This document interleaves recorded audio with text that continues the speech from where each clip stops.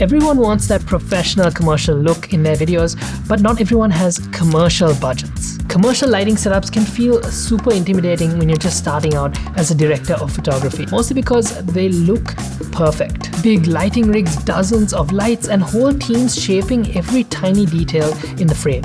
We're gonna build a simple 3-light commercial lighting setup step by step using affordable lights so that you can get a cinematic commercial look without renting a truck full of gear. So we're going to show you how to light smart, control your highlights, and make your work look way more expensive than the gear you have.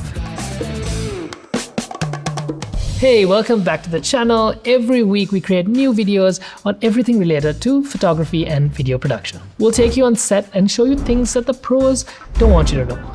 If that's your jam, hit that subscribe. So before you get started lighting anything, you want to decide what your final image looks like. For me, that's a bright and airy image with lots of warm tones and good contrast. Something that looks fresh and clean is how I describe it. With this on top of your mind, you want to start prepping your base camera setting. Turn off your overhead lights, set ISO to your native settings, set shutter speed to 2 times your frame rate, and your aperture to the kind of look you want. We used f2.0 to get a blurry background but still keep a sharp subject. Next, you need to think of your camera position. I always try to start with my wide shot first. This establishes my location and my central character. Here I'm going to shoot 35mm and I'm going to go fairly low in the frame. This puts my subject in a dominant position. Something similar to what we did in our commercial lighting video. Now we can start lighting. Here's how the frame looks with just natural lighting. It's not bad, but it could use some work. I want to be able to see out through the window without clipping my highlights. Now I can try doing this inside my color grade, but there's just not enough information. So I'll need to darken in camera to capture all the information. But the moment I do this, our subject gets thrown into the shadows. So you guessed it, we'll need to add our key light. In this case, we're using a Godox VL300, which is a super affordable 300-watt light, which we use all the time. 300 watts of power is about the minimum power you'll need to bring your windows down to a reasonable level. The moment you add a light, the whole frame becomes too bright. You can counter this by bringing in an ND. And with that, you have a much better balance between your highlights and your shadows. Okay, let's take a moment to talk about lighting modifiers. Whenever you're lighting a human subject in a commercial, you're trying to get the most flattering light. And this is achieved through soft lighting. So you want to have a large softbox. In this case, we're using a 120cm parabolic. It's the same softbox we're using Light Me in this frame. Now we did have a lot of problems trying to hide the softbox given how wide the frame is. The light stands are just outside the frame with the softbox hidden behind the stove. If this is a commercial, then the product is going to be as important, if not more important, than your talent.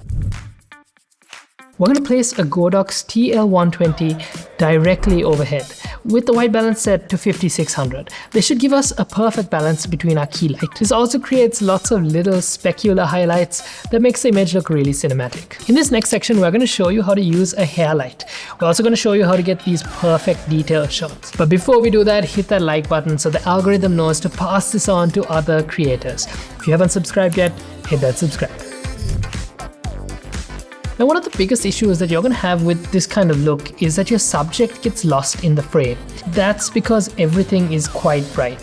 It's hard for the audience to know where their attention should go. One of the things that we do to fix this issue is to use a hair light. Here we used another Godox VL300 because that's what we had. But it's running at 1%, so any small light could work just fine. The goal here is to place it behind your talent, so it creates separation between your subject and your background. We had lots of problems trying to hide our light just because of how wide the shot is. We found out that pretty much wherever you keep the light, you can see the light stand. Finally, we decided to rig it on a shelf above the stove using a super clamp.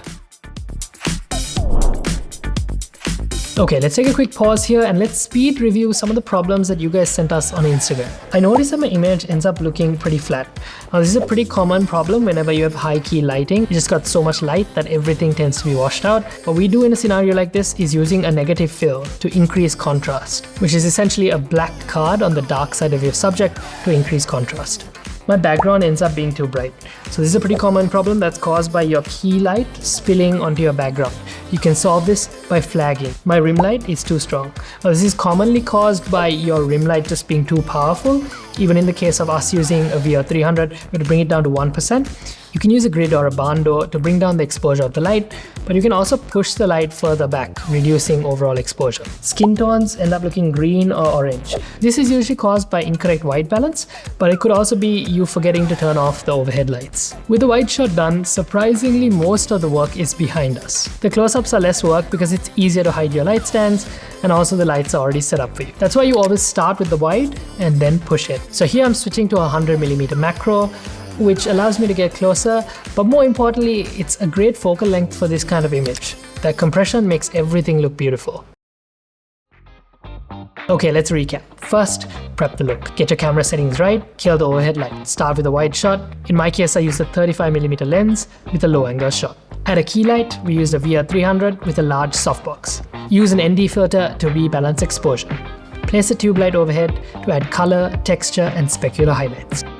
Add a hair light to separate your subject from the background. Rig it overhead using a super clip.